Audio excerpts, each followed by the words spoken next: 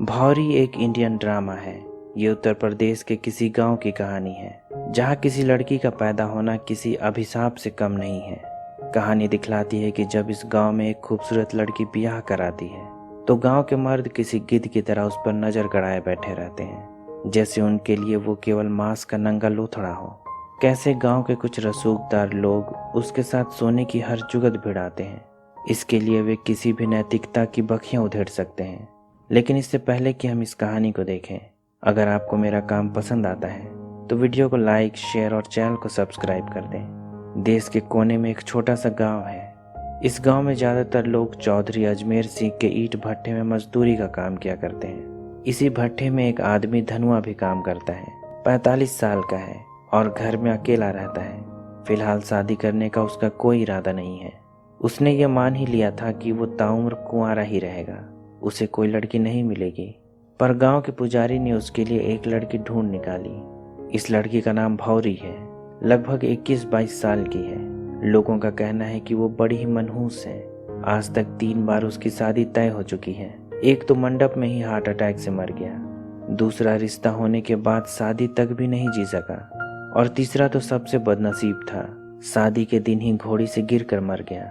धनुआ की शादी में आए 5 लोग कुछ खास हैं। एक चौधरी अजमेर सिंह है जो गांव का अकेला रोजगार दाता है। ज्यादातर ग्रामीण उसी के ईंट भट्टे में मजदूरी करते हैं। इस भट्टे का मैनेजर सोरेन भी अपने आप में खास है। हालांकि वो मजदूरों में से ही एक है, लेकिन अब चौधरी का खास लठैत है, गुंडाई करता है और मजदूरों का शोषण करने में सबसे आगे है। एक आस्तीन का सांप गांव का पंडित भी है जो धर्म के नाम पर कई घिनौने कांड किया करता है।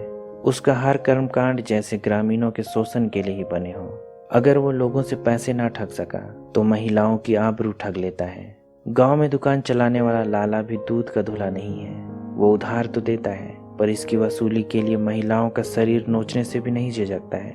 लेकिन इन सब में सबसे बढ़कर और दुष्ट गांव का डॉक्टर है। ऐसे डॉक्टर तो भगवान का रूप हरगिज नहीं हो सकते हैं। धनुआ की शादी में चौधरी के 2 छोटे भाई दया और गोपाल भी आए हैं, जो पंडित और अपने बड़े भाई को कोस रहे हैं कि उन्होंने धनुआ की शादी एक जवान और खूबसूरत लड़की से करा दी, पर उनका तो उसे ख्याल ही नहीं है। धनुआ की पतलून में तो कोई हरकत भी नहीं होती है। वो इतनी सुंदर लड़की का क्या करेगा। चौधरी के भाई गांव के छठे हुए बदमाश हैं। गांव में कोई भी ऐसी लड़की नहीं है जिस पर उन्होंने बुरी नजर ना डाली हो। शादी के दिन जब लोग दावत में व्यस्त थे, रात होते ही उन्होंने गांव की एक मानसिक रूप से विक्षिप्त लड़की बसंती को जंगल में ले जाकर उसका रेप कर दिया, और इस डर से कि वो इस बारे में किसी को ना बतला दे, उन्होंने उसे मारकर नदी में फेंक दिया। उन्हें लगा था कि वे हमेशा की तरह बच जाएंगे, लेकिन इस बार बात रेप के साथ मर्डर की भी थी। गांव वालों का मुंह बंद करना मुश्किल था। ऊपर से इंस्पेक्टर की भी चौधरी से नहीं बनती थी। उससे उसकी पुरानी रंजिश मालूम पड़ती है। अगले दिन जब चौधरी ने अपने दोनों भाइयों के कुकृत के पश्चाताप के लिए उन्हें मंदिर ले गया, थाने के इंस्पेक्टर ने उन्हें मंदिर में ही धर दबोचा, और जब चौधरी ने अकड़ दिखलाई तो उसने दोनों भाइयों के सामने ही जोर का झापड़ चौधरी के गालों पर धर दिया। इसके बाद इंस्पेक्टर ने यह साफ साफ कह दिया कि अगर चौधरी तुम्हारी औकात है तो अपने भाइयों की जमानत करा के दिखाए। हालांकि तब इंस्पेक्टर के पास उनके खिलाफ कोई सबूत नहीं थे, लेकिन उसे पता था कि डीएनए की जांच में सब कुछ साफ हो जाएगा। बाद में इंस्पेक्टर ने उन दोनों को थाने में इतना कूटा कि दोनों ने सारी कहानी बक डाली।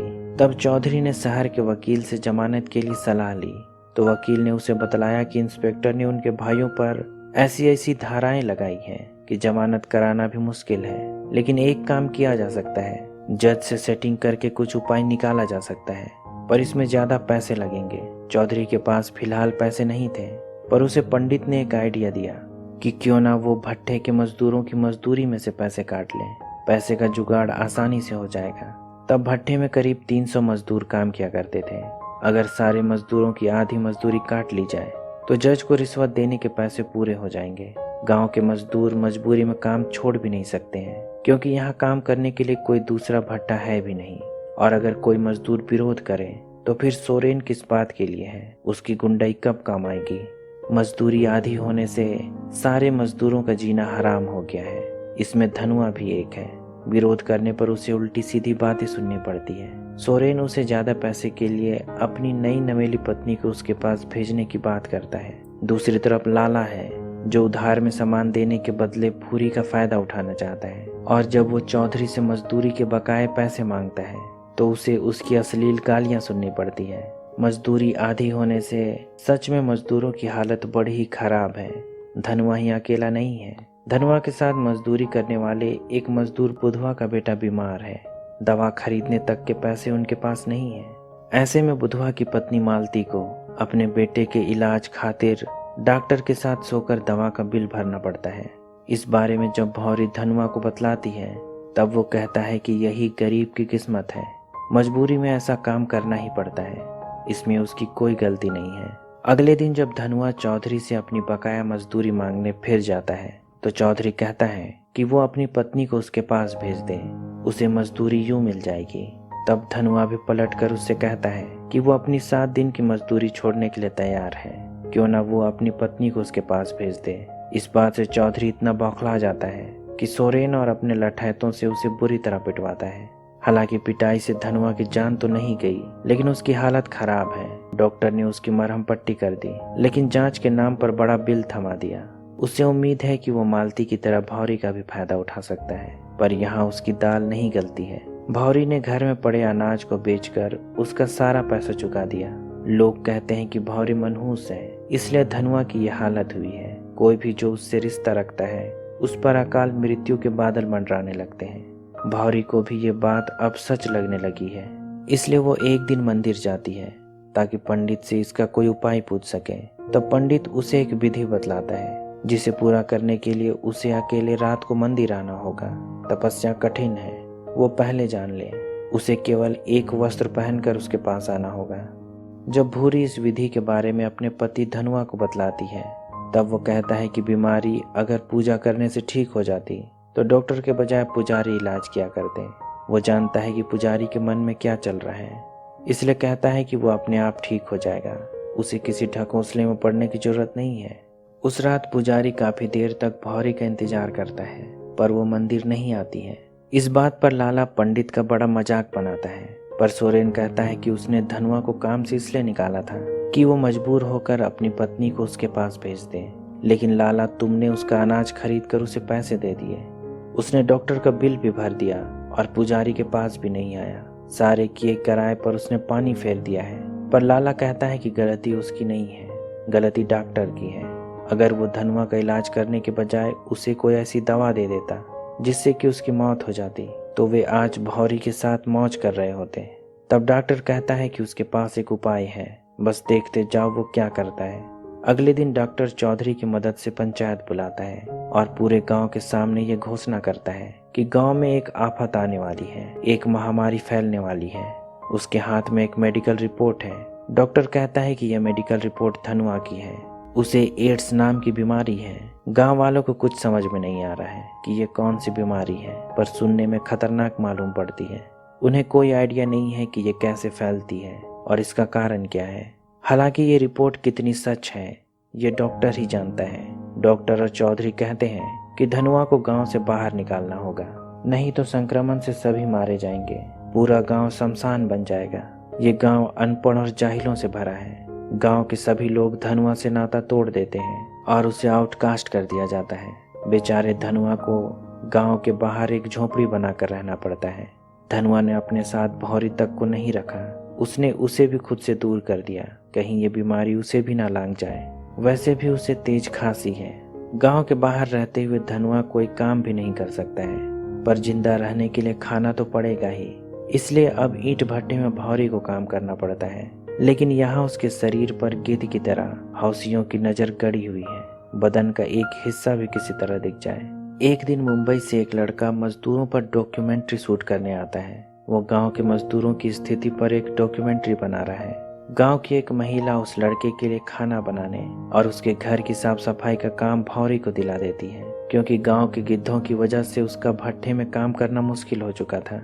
मुंबई से आया लड़का जवान था और उसकी देखरेख करते करते भूरी के मन में उसके लिए चाहत बढ़ चली थी। जब उस लड़के की शूटिंग पूरी हो जाती है, जाने से पहले तेज बारिश हो रही है।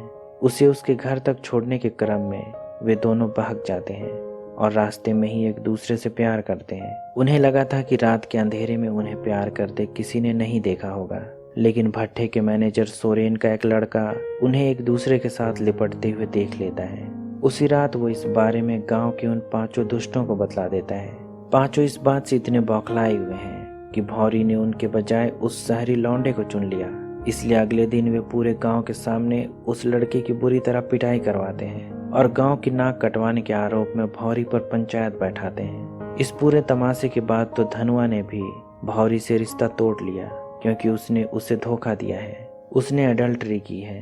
अब इस गांव में भौरी का जीना मुश्किल हो गया है। ना तो उसके पास कोई काम है और ना ही अपने पति धनुआ का सहारा। वो पूरे गांव में अकेली अबला है।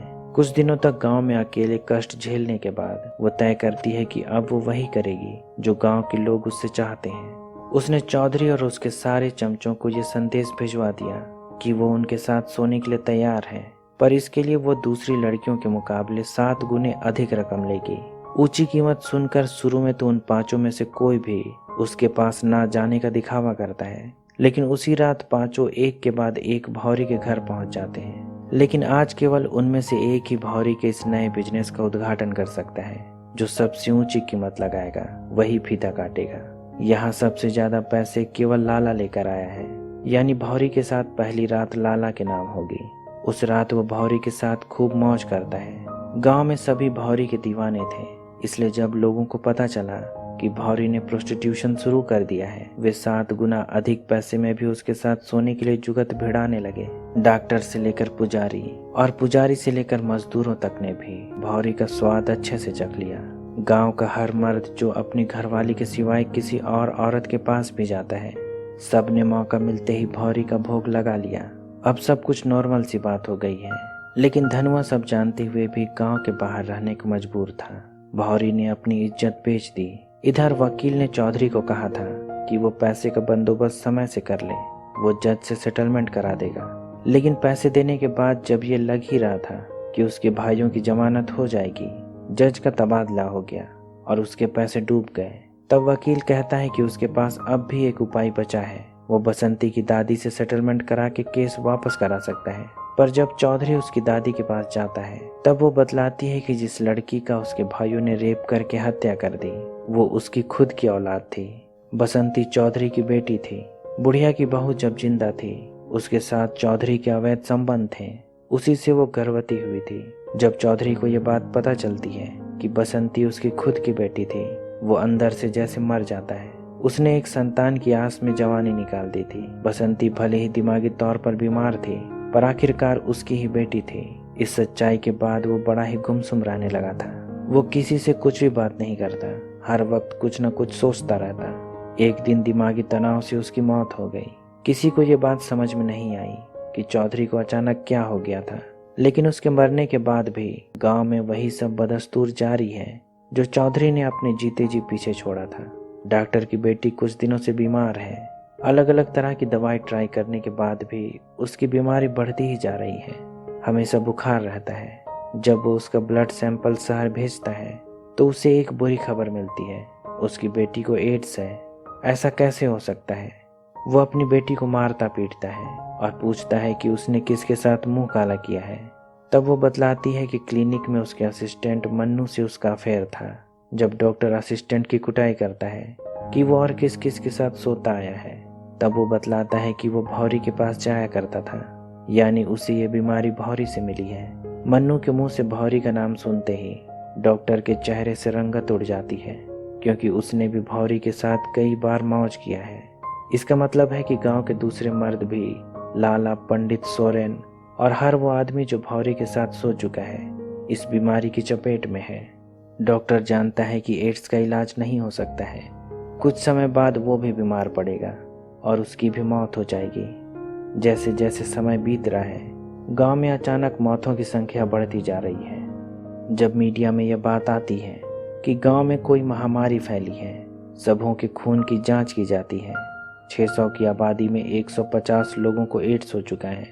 इसमें औरत और मर्द सभी शामिल हैं। जब गांव वालों को पता चलता है कि उन्हें एड्स है, जो शर्तिया तौर पर जान ले लेती है, वे इसके लिए धनुआ को दोषी मानते हैं, क्योंकि डॉक्टर ने पहली बार इस बीमारी का नाम तब लिया था जब कुछ साल पहले धनुआ बीमार पड़ा था। जब गांव वाले मारते पीटते धनुआ को वापस गांव में लाते हैं और उसका खून जांच किया जाता है। पता चलता है कि उसे ये बीमारी है ही नहीं, वो रिपोर्ट फर्जी थी जो उस समय डॉक्टर ने पंचायत के सामने दिखाई थी। असल में भौरी को ये बीमारी धनुआ से नहीं बल्कि उस लड़के से हुई थी जो बम्बई से डॉक्यूमेंट्री शूट करने आया था। इसके बाद भौरी से पूरे गांव में फैल गई। जब गांव में पता चलता है कि डॉक्टर ने पंचायत में झूठ कहा था कि धनुआ को एड्स है, गांव वालों का गुस्सा डॉक्टर और उसके दोस्तों पर टूट पड़ता है जो तब गांव वालों को बहका रहे थे। तब पूरा गांव उन पर भेड़ियों की तरह टूट पड़ता है। आज वे लकड़बग्घों का शिकार कर रहे हैं। पुलिस ने भी गांव वालों को छूट दे दी है। उन्होंने मार मार कर डॉक्टर, लाला, पंडित और सोरेन की हत्या कर दी। लेकिन दूसरी तरफ जब धनुआ को पता चलता है कि भौरी भी बीमार है, वो उसे देखने उसके पास जाता है, लेकिन तब तक उसकी भी मौत हो चुकी है। वो भौरी से नाराज तो था, पर अब उसे पूरे सम्मान और प्यार के साथ अंतिम विदाई देता है। ये पूरी कहानी कर्मा के बारे में है। इससे कोई कभी नहीं बच पाया। जो जैसा बोता है वैसा ही काटता है। भले थोड़े समय के लिए लगता है कि दुष्ट जीत रहा है, पर उसका भी अंत होता है, वो भी बुरी मौत मरता है। इसी सीख के साथ ये कहानी खत्म हो जाती है। उम्मीद करता हूँ कि आपको मेरा काम पसंद आया होगा। अगर ऐसा है तो वीडियो को लाइक, शेयर और चैनल को सब्सक्राइब कर दें। अभी तक बने रहने के लिए शुक्रिया।